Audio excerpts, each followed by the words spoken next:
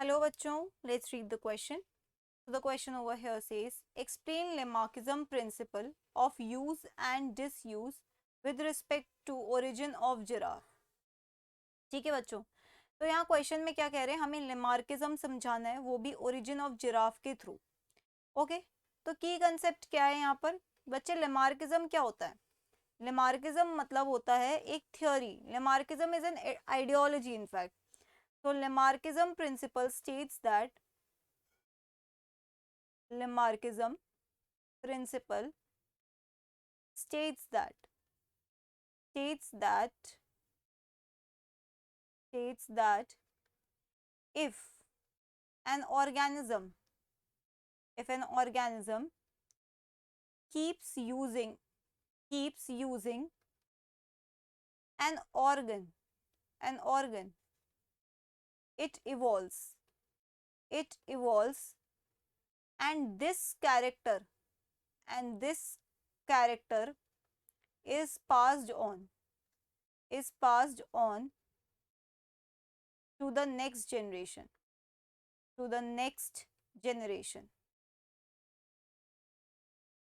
Okay, and if an organ is not used, it is degenerated,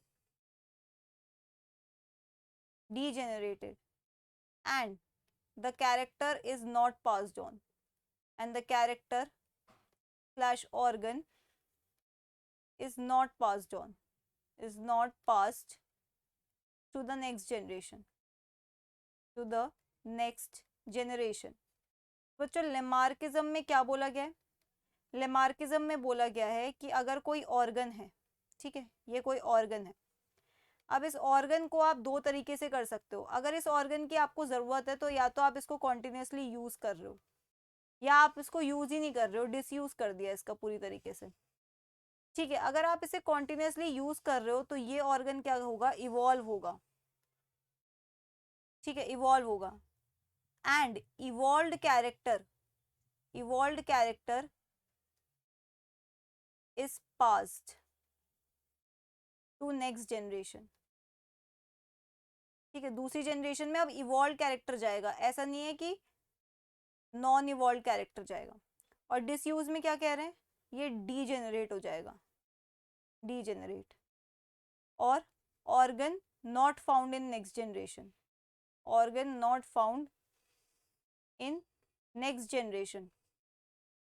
ठीक है. अब ये ऑर्गन का कंटिन्यूसली यूज और डिसयूज करने से जो ऑर्गन बन रहा है या खत्म हो रहा है, ये किस टाइप का कैरेक्टर होगा? इनहेरिटेड या एक्वायर्ड?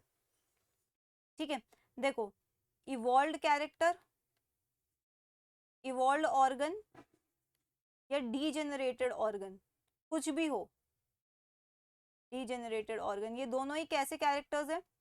ये दोनों ही एक्वायर्ड कैरेक्टर्स हैं, एक्वायर्ड कैरेक्टर्स.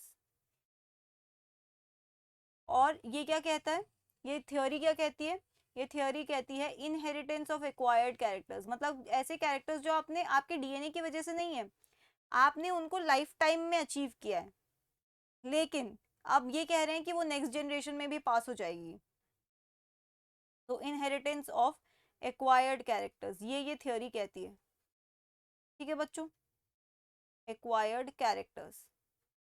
अब अगर मैं बात करूं लेमार्किज्म को जिराफ के थ्रू एक्सप्लेन करने के लिए, तो ये कह रहे थे कि the ancestor giraffes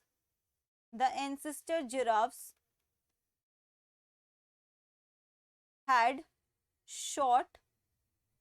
short necks. Okay, to obtain leaves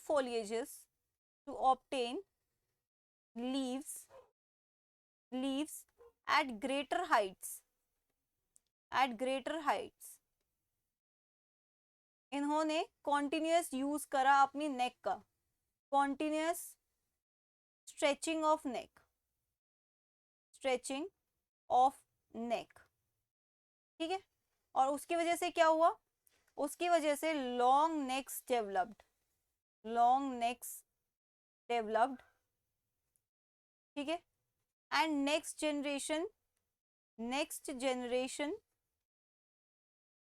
giraffes had long necks as this trait was passed on, as this trait was passed on. ठीक है, ये कहता है Lamarckism. So that's it for the question. I hope you understood it well. Best of luck.